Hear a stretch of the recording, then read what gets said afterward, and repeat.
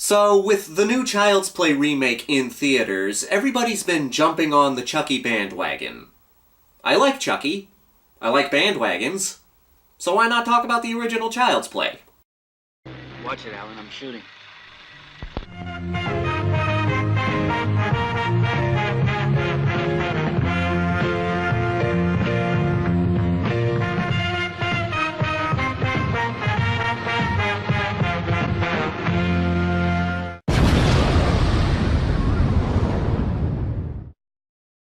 Child's Play.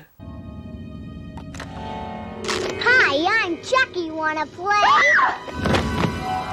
This is another one of those movies where so many people have talked about it, so there's not much new I can add to the conversation, but I'm gonna give it a shot. We horror fans know the story. A serial killer named Charles Lee Ray is gunned down in the middle of a toy store, so he uses voodoo magic to transfer his soul into a doll.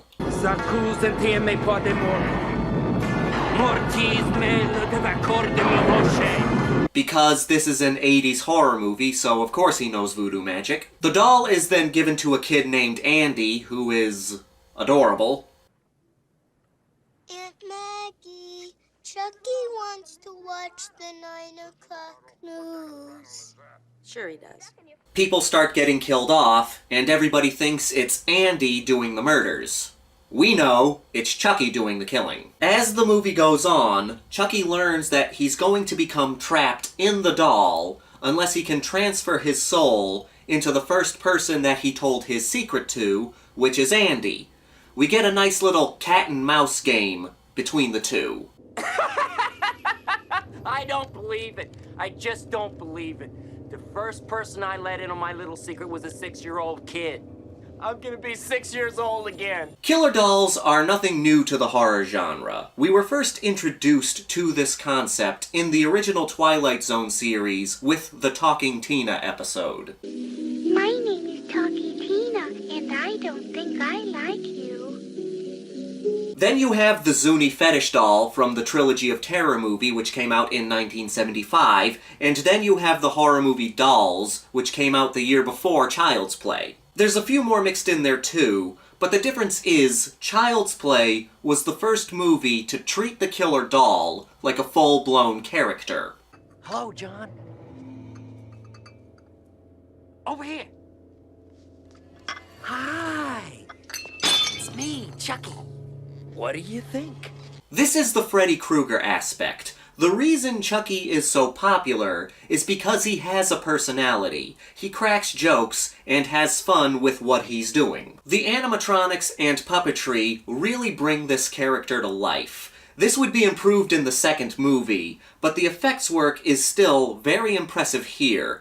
A mixture of animatronics, puppetry, and some little guy in a suit. It helps that the character is a doll. So if he looks rubbery in certain scenes, it makes sense because he's a toy.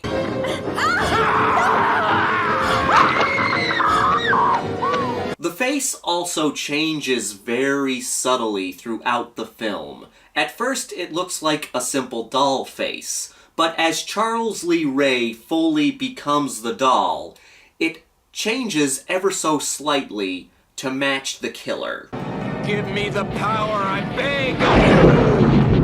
The main thing I like about Chucky is that out of all the big horror icons, Michael Myers, Jason Voorhees, Freddy Krueger, Leatherface, he's the one with a legit motivation. Michael Myers, in the first movie and the most recent movie, didn't really have a motivation.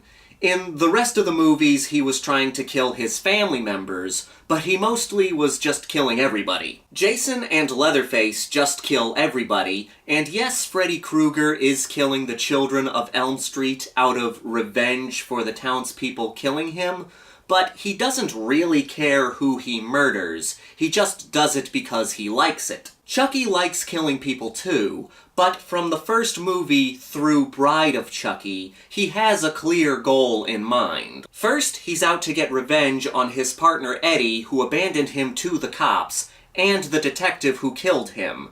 After that, his main goal is getting out of the doll. He does kill people along the way, but he does have an endgame in mind. Give me the boy and I'll let you live, do you hear me? Give me the boy!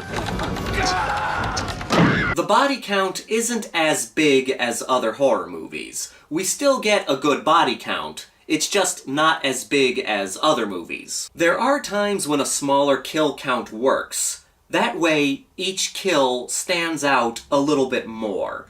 Even though this is a small body count, we still get some variety in the death, including my favorite kill of the series, the voodoo doll death. Your own personal mojo, Doc. Give me that. Sure, how do you want it? Broken leg? Brad Dourif does the voice of Chucky, and he's great. I've been a Brad Dourif fan for many years now, and I actually think his best performance is in Exorcist 3, but you can't deny that it's his voice that makes Chucky an icon. You think Chucky, you think of this voice coming out of him. You stupid bitch, you filthy slut! Did you fuck with me? I'm a fan of the Puppet Master series, and I've always wanted a Chucky vs. Puppet Master movie. I know it'll never happen, but just think of how much fun that could be. Chucky up against Blade, maybe he learns Andre Toulon's secret, mixes the formula with his voodoo magic, and uses that to fight against the puppets. It's just something I'd like to see. It's been a long time since I've watched the Child's Play series, and returning to it after all this time reminds me just how enjoyable it is. I'm glad I decided to watch it again. Now let me ask you, what do you think of Child's Play, and what's your favorite movie in the series? This is your buddy Justin, here to remind you that the Grindhouse will never die. I know Chucky was partially inspired by the Cabbage Patch Kids. If you ask me, they are so much creepier.